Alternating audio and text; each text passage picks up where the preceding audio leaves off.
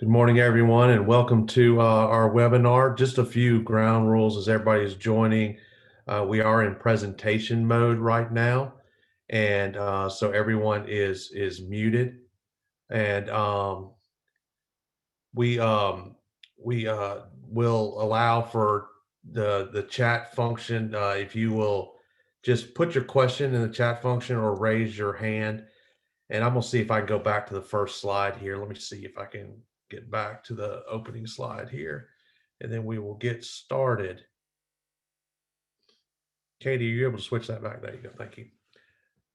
All right. Well, good morning, everyone, and welcome to the part one of a three-part series on the first 100 days of the Biden administration. The goal of these series are to keep you updated and informed on the priorities of the Biden administration that are really important to you as private forest landowners. Uh, we will we'll be hearing today from Melinda Gable, our vice president, Dr. Lauren Ward, our general counsel and director of regulatory affairs, and Katie Moss, our policy and legislative assistant. I'm Scott Jones, the CEO of Forest Landowners Association, and thank you all so much for taking the time to join us today. We will also be presenting on our engagement platform, which is really an essential tool to achieve really the main role of the Forest Landowner Association is to be a grassroots advocate on behalf of private forest landowners and the issues that are important to you. So at the end of our presentations from Melinda and Lauren, you'll be hearing from Katie about the role that you can play and how you can get more engaged with us on these issues. So the FLA board this month met and approved our 2021 work plan. This work plan is built off of strategic plans from the past, and they're all developed on a foundation of what matters most to our members. And that's you, the private forest landowner, and your ability to be successful with your ownership. So when we look at that, it's all rooted in private property rights and your ability to be economically successful with the ownership and management of your forest land so that you can pass that land on down to the next generation, and it's still a viable option for them to continue managing that land. So we base everything and root everything in these issues and these principles that we have. But of course, not all those things get worked on at one time. So we have to focus our efforts. And that's what our policy priority issue areas are. And it's what we're going to focus on today. Now, not all of these are being worked on right now. There's still a lot to be known.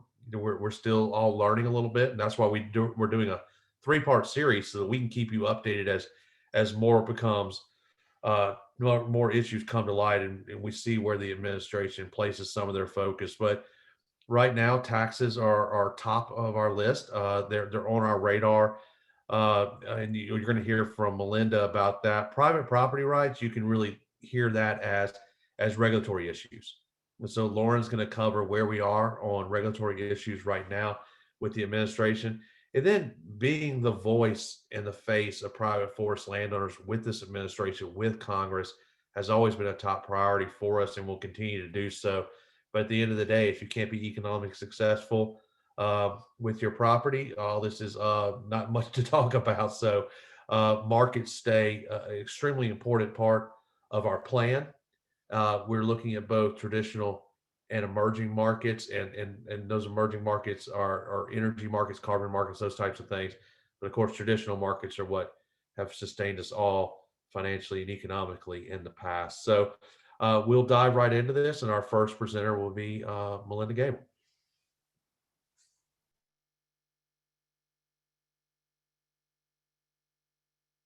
And Melinda, you're on mute.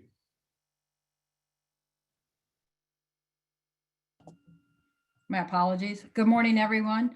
As Scott said, we're going to keep it a little bit high level. We are at the beginning stages in a lot of things. Although we're at around the 30-day mark, it feels like we've been in the new Congress, the new administration for quite a while.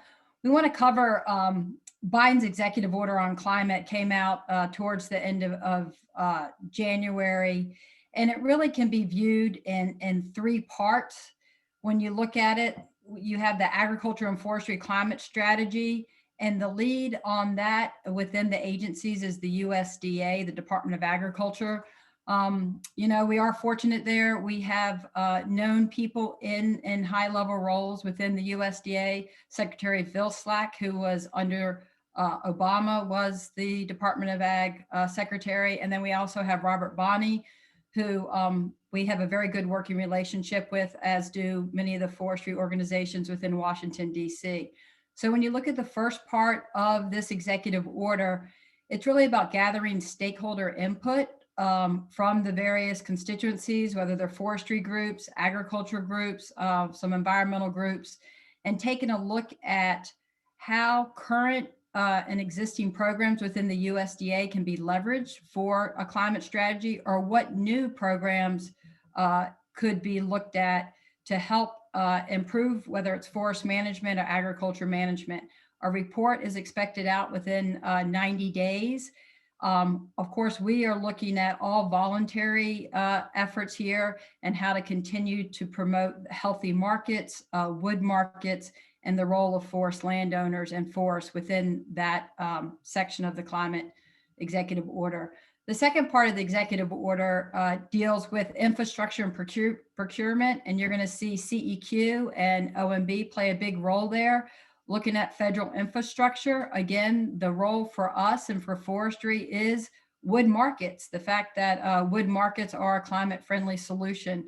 So we're going to be looking at promoting how can anything within the federal infrastructure and procurement promote that area. The last key issue area here within the executive order deals with land and water conservation. It's called the 30 by 30. And that's kind of an interagency. You see Department of Interior, USDA, CEQ, and Commerce are all playing a role there. There's still some questions to be answered regarding that. What does the conservation mean? What does it mean by federal lands versus private lands? So we're definitely paying attention to how that is coming together. So, as I said, we're kind of at the beginning stages. You're going to see action on this within federal agencies. You're going to see action on this within Congress. In fact, this week, there are 2 hearings related, to climate change within the House. On Thursday, you're having the climate change in the U.S. agriculture forestry sector hearing. And then you also have a hearing on strategies for energy and climate innovation.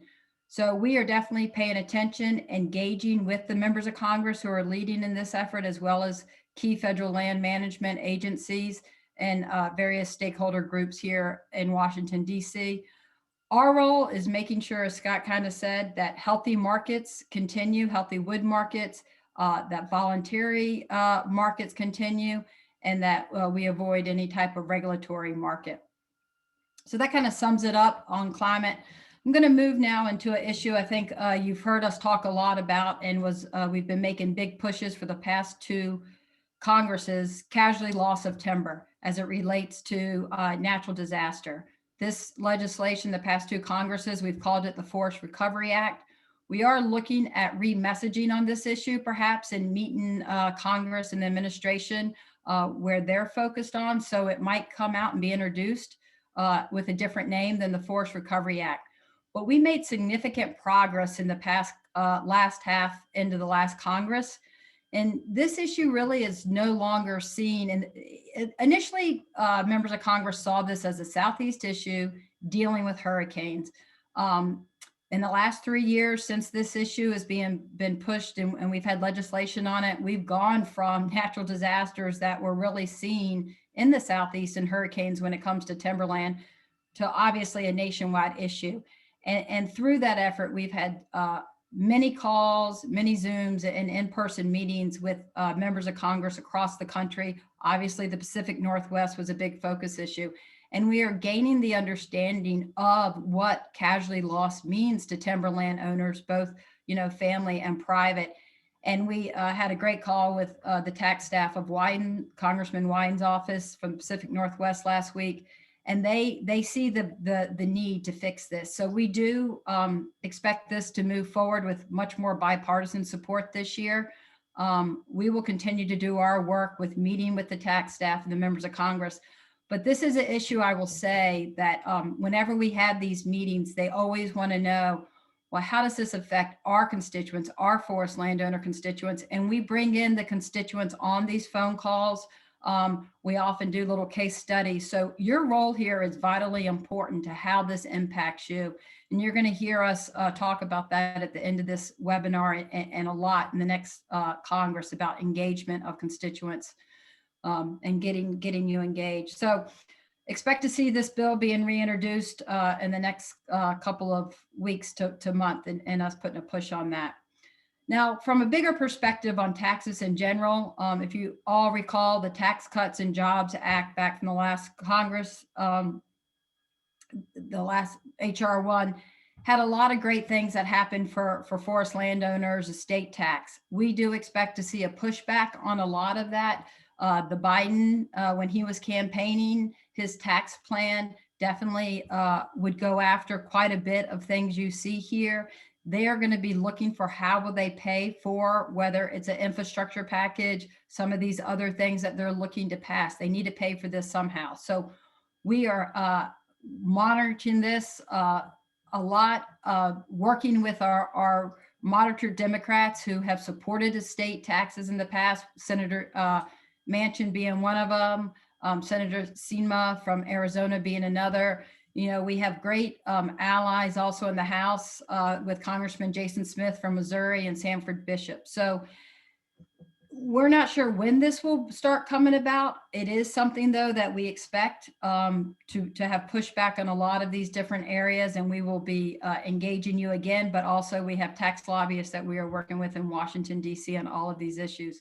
And then lastly, something that we're just keeping our eye on, whether it's going to be, it could be done kind of stealth-like, whether it's going to be through legislation or regulatory, is this Section 2704, which is the valuation of adjustments for family business. We played a key role in this during the end of the Obama administration when he tried to make adjustments and push this through. And yet again, with your engagement, and we had a lot of emails and communications going into the Federal Register on this, we were able to not have the changes that were being proposed by the Obama administration. So those are the things we're taking a high level look at right now, and we'll continue to update you as they move forward or gain traction. And that sums it up for the tax issues.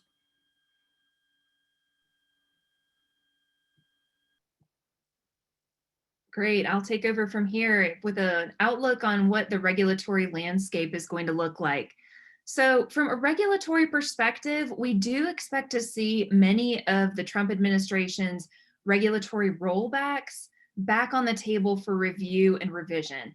And so we're monitoring those actions that will affect forest landowners.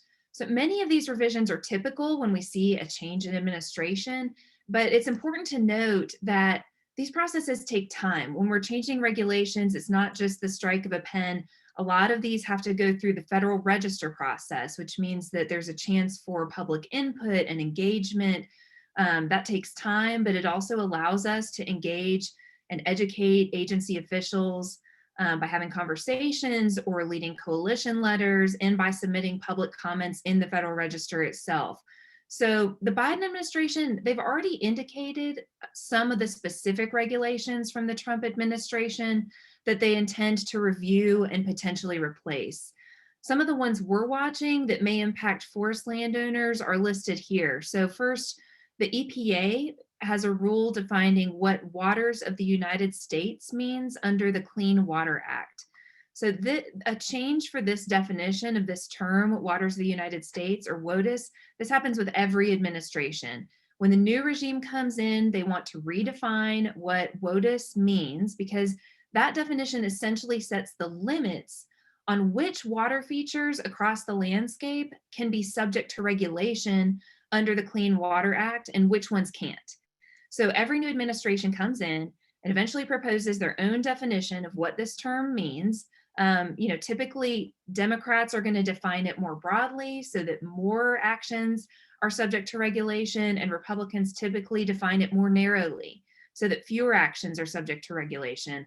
But after that new rule gets put into place and it does go through the public comment process and there are opportunities for us to engage, But after that final rule goes into place, there will inevitably be lawsuits filed, and a lot of drawn out complex court decisions will follow. And so it creates sort of a fragmented scheme across the landscape about which rules apply in which states. So we'll be tracking all of this. We plan to engage in the public comment process if and when any changes are proposed. And then we'll keep our members updated as those changes unfold and as litigation affects which rules apply in which states. So we'll be keeping our members posted of that. Next, the Endangered Species Act rules related to the definition of habitat and the designation of critical habitat are also back on the table. So it was a pretty significant win when the previous administration set regulatory rollbacks in place under the Endangered Species Act. This happened mostly back in 2018. And they set limitations on how critical habitat is designated, what rules apply to threatened species versus an endangered species. They actually made a distinction there and a difference in how those two categories are treated. And also when a species can be delisted. And so that was an important clarification that they made as well. So we're going to be tracking what the Biden administration does to try to revise or reverse some of these. However, it is important to note here that the Biden administration can't completely undo all of these rules. And that's because we have Supreme Court precedents already in place. And this is true of WOTUS as well. So for example, when it comes to restricting when critical habitat can be designated in areas where a species doesn't even currently exist, but maybe it would be good habitat if it was reintroduced. The Supreme Court decision that came out in 2018 regarding the dusky gopher frog, where they tried to do this, that really placed some limits on when critical habitat can be designated in those circumstances. And so the Biden administration will have to come in and craft its new rules within the bounds that have been set by the Supreme Court. So that's just important to keep in mind. They can't just go in and redo everything without any bounds. Next, the definition of take under the Migratory Bird Treaty Act is going to be an issue that we'll be tracking. This was significantly loosened under the Trump administration, but now the Biden administration has indicated that they want to take some actions here.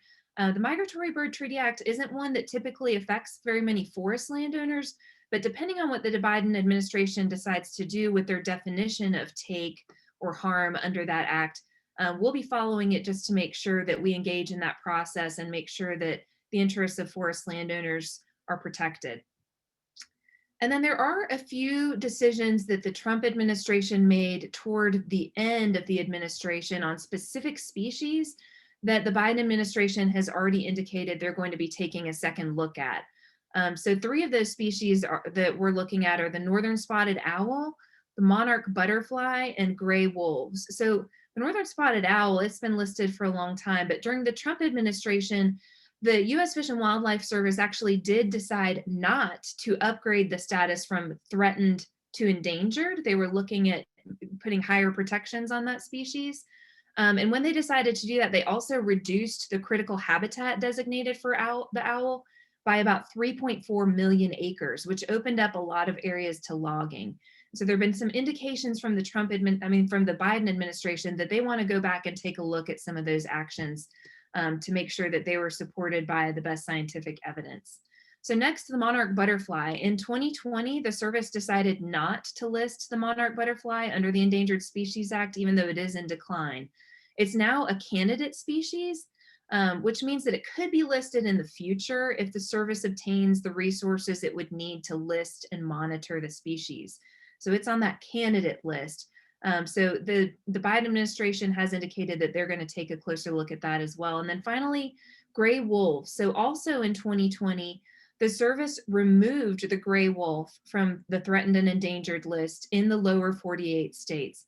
So now that it's been delisted, it's no longer protected under federal rules. It falls completely under the jurisdiction of individual states.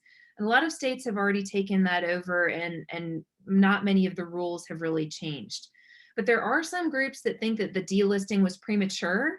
And so we may see a push under the new administration to put the wolves back under the protection offered by the Federal Endangered Species Act. So we'll be tracking these. We'll engage in any processes made open for public comment and collaboration And finally, those are some of the actions that happened under the previous administration that might be revisited, but it's also important to remember the previous administration proposed some new rules and proposed some new actions that, because of deadlines and the length of time it takes to go through these processes, they were never actually finalized under the Trump administration. So they're kind of hanging out there as proposals that the Biden administration will then come in and finalize. And one of the most important ones for forest landowners is the proposed change in status from endangered to threatened for the red cockaded woodpecker.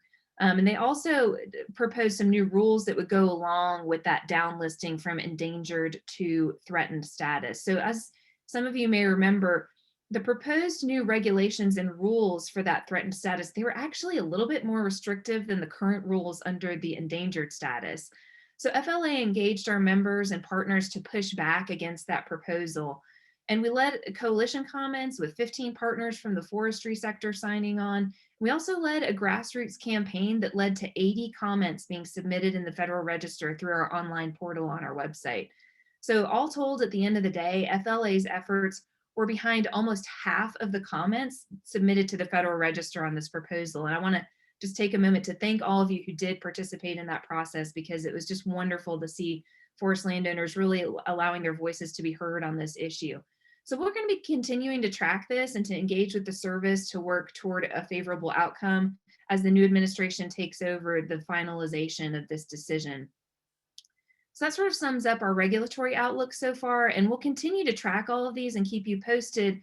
As you know, FLA regularly submits comments to the Federal Register on issues that affect private forest landowners. You can stay up to date on those types of actions and even read the comments that we're submitting on our website, and we often include those in our e-newsletters.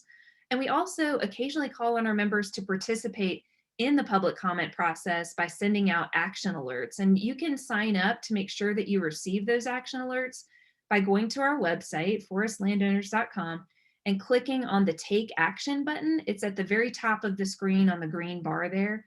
And once you enter your information there, you can make sure that you'll get any of those action alerts where we're asking for our grassroots members to participate and let their voices be heard on a particular issue.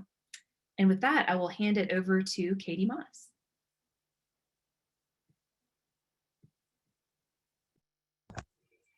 Thanks, Lauren.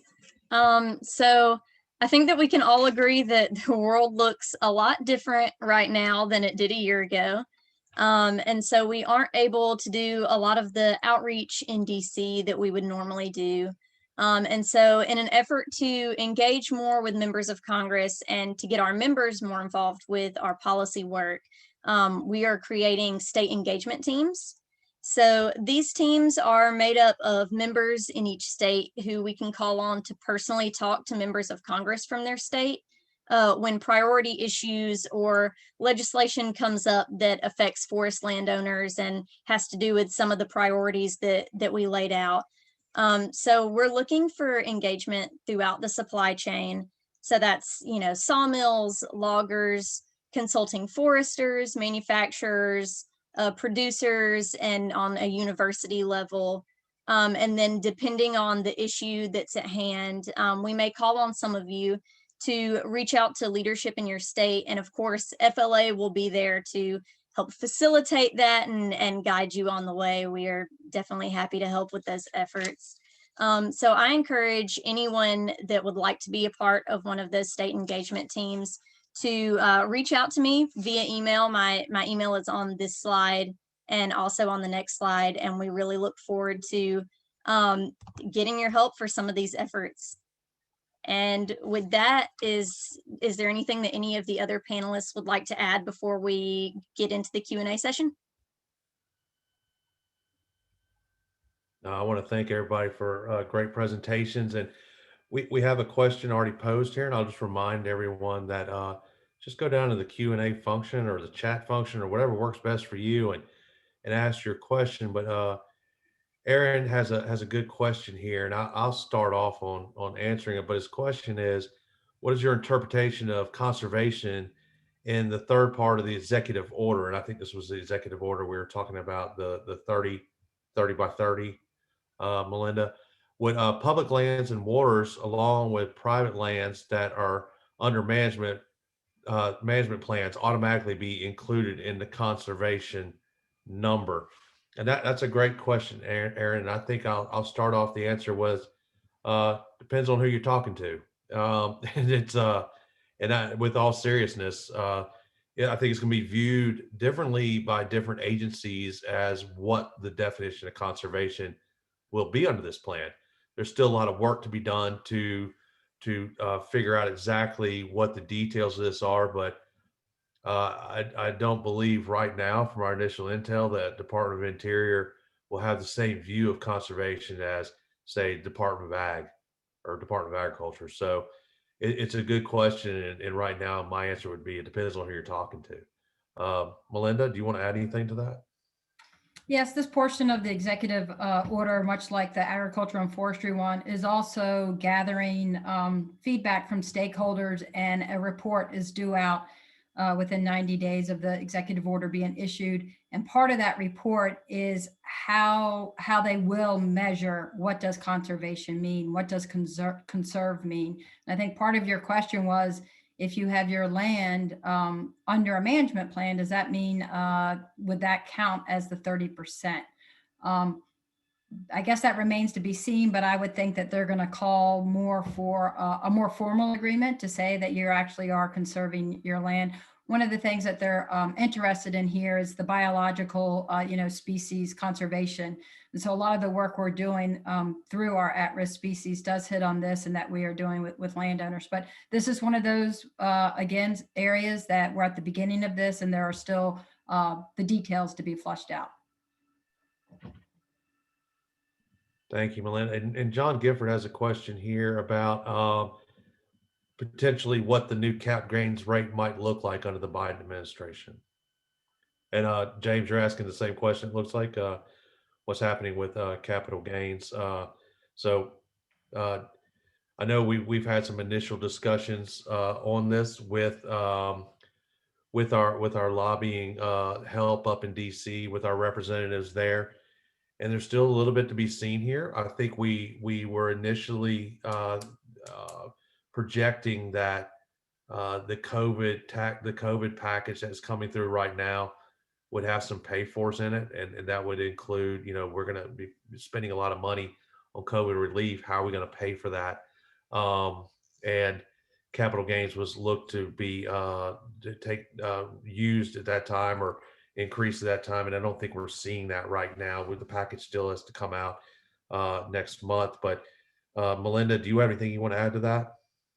Yeah, I think there's a lot of variables there, and until we see something put into legislative, text or language, we don't know. We're watching it, and we're listening and talking to the tax staff on the various committees making the cases, but at this point, we don't have a number on that. Yeah, and Tyler's asking a good question. It's going to be a lot of the same answers right now, but that's why this is a 3-part series, because we knew this is the initial foray into the administration. But it looks like you're asking Tyler about the estate tax rate exclusions. There's a lot of speculation around that right now. Go ahead, Melinda. Well, I would say for that one, in the campaign tax plan that Biden did propose reverting back to the 2009 law, for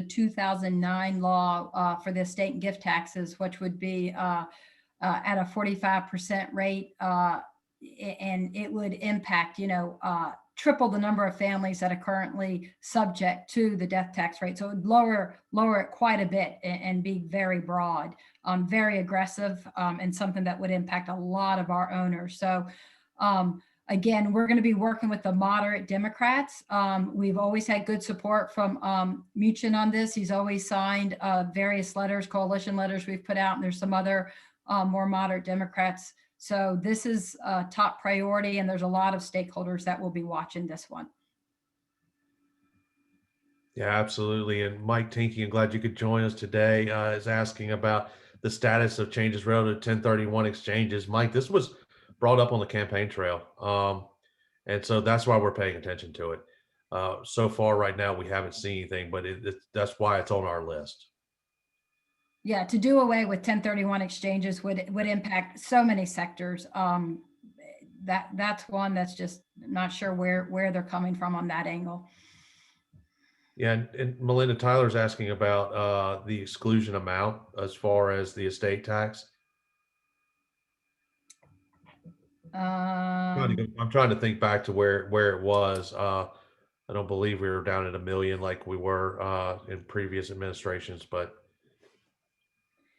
Yeah, and I did see in the chat earlier about how much information this is, and there is a lot to put out here. We will be putting out an e-newsletter following this, which will have details on all of these and drill down much deeper. So if there's something we're not able to respond to today, or you want to know more about it, we're going to be putting those documents up on our website, so you'll be able to jump right in where you want and find the answers you're looking for.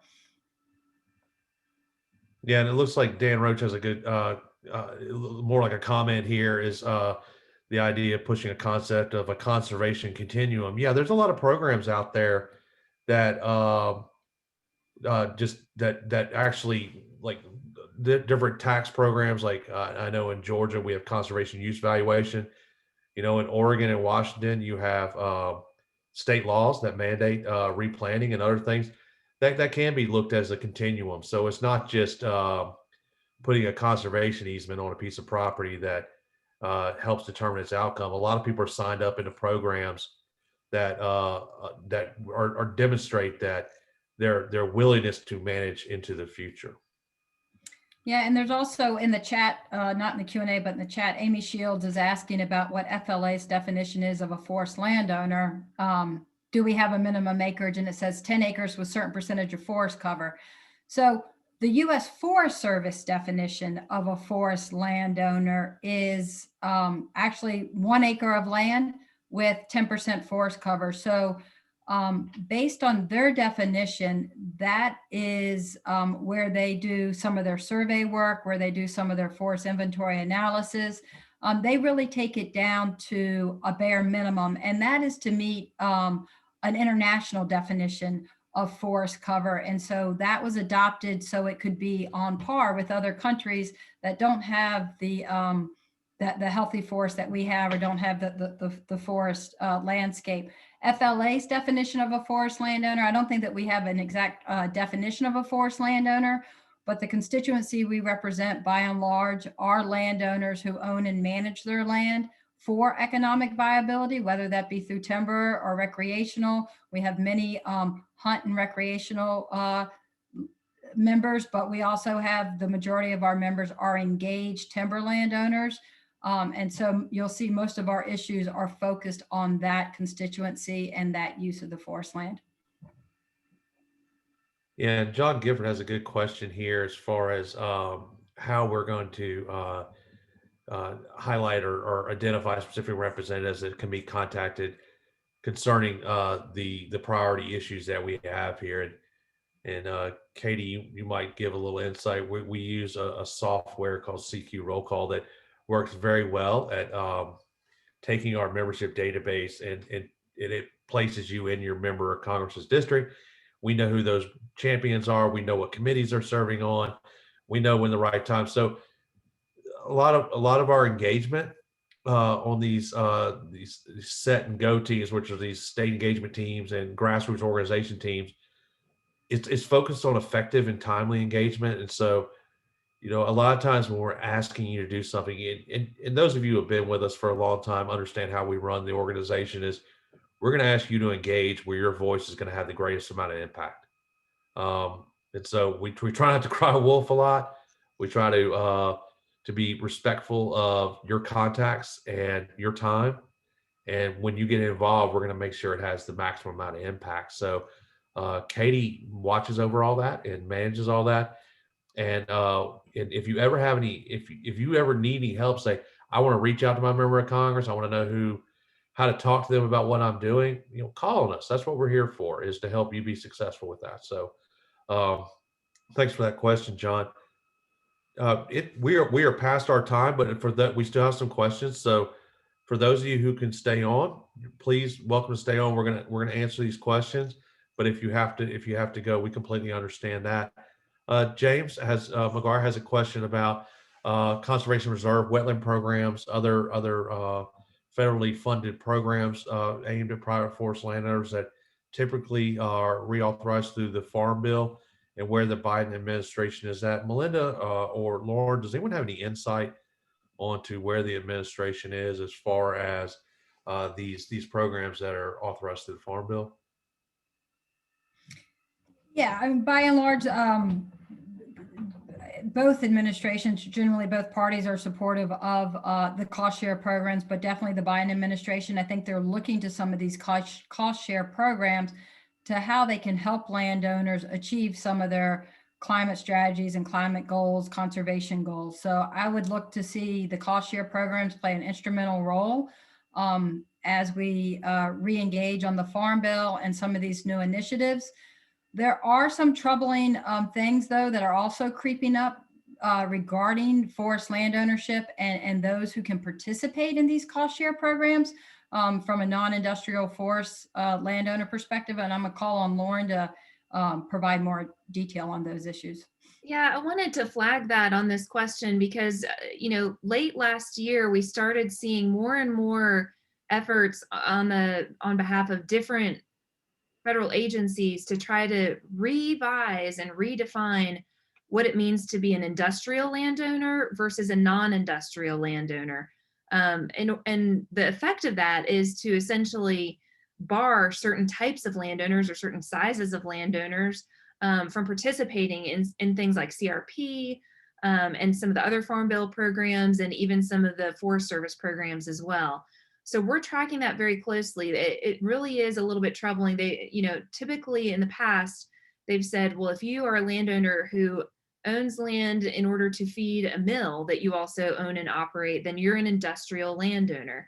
And everyone else who doesn't feed or operate a mill associated with their land is a non-industrial private forest landowner. And in the Farm Bill itself, it limits many of these programs to only non-industrial private forest landowners. And now we're seeing some push from different agencies saying, well, if you engage in commercially oriented management of your forest, then you are now an industrial landowner. And commercially oriented management, they define as, harvesting, thinning, and planting. And we saw other efforts, especially on the part of NRCS, to just put an acreage cap on it and say, if you own more than 45,000 acres, we're going to now call you an industrial landowner, regardless of if you operate a mill or not. So we're keeping an eye on a lot of those things because from our perspective at FLA, from a philosophical standpoint, we think that all landowners should be able to participate in these programs. It doesn't matter if you own a mill or if you own 10,000 acres or 100,000 acres or 10 acres. If your property has high conservation value, high, carbon value, whatever the objective is, it shouldn't matter what form of ownership that piece of land takes. It should matter about achieving the conservation goal or the climate goal. So putting these arbitrary limitations on which landowners qualify for these programs, we're pushing against that. And there is no corollary on the other side for agricultural landowners. And so we're not sure why they're pushing back on forestry so much. So we're deeply engaged in that issue and we're tracking it closely. Yeah, I would say that gets back to Amy's question earlier about, the definition of a forest landowner. And we are concerned and we pay attention to it is the landowner who represents sometimes the larger scale that provides, the ecosystem benefits and the wood supply for this country fairly represented or understood within Congress and the administration. And that's why when you go back to what matters most to our members and you see on there representation of family and private forest landowners, we spend a lot of time making sure that that story is well understood. And that role of the forest landowner who fits in the middle, we're not the 50 acre, the 200 acre. Yes, all landowners and forest landowners play a key role. But there are programs and emphasis sometimes that fall short on really paying attention to those who are driving the wood fiber, the ecosystem services, and the healthy market. So that's where you see FLA spend a lot of our time. Well, thank you, everybody. I was about to say, I think we've answered all of our questions, but yep, it looks like we've answered all of our questions. Aaron had one more. Have you seen anything come out of the administration that would indicate that they intend to increase not just fuel reduction and raise treatments for national forest. This is about resiliency of these national forest systems and some of the fire issues. Yeah, I'll tell you right now, Aaron, the Forest Service budget this year is heavily weighted on fuel reduction. When you talk about infrastructure within the administration, a lot of folks, especially on the Department of Ag side, look at green infrastructure and how to protect green infrastructure and how to make that resilient, and that goes to forest fires. And so, although we don't track those issues extremely close, it is something that we stay in touch with our association partners on. Yeah, and Richard is asking about having a summary of these answers, some of these questions in writing. Yeah, Richard, great question. That's why we're doing this in a series, and also we'll have a newsletter coming out after this that will link to this recording, and also capture the main issues that we discussed here today. So I think that does it for all of our questions. And I would like to thank everybody again for their support and for their participation. And I do hope you'll make the time to join us on the next webinar. If there's something that we missed today that you think is something that we should address or would like us to address, send it to one of us. All of our information is up here. We'll all talk about it and collaborate. If there's something we can cover on the next webinar, we'd love to do it. But thank you all so much for participating today. Hope you have a great rest of your week, and we hope to see you on the next webinar.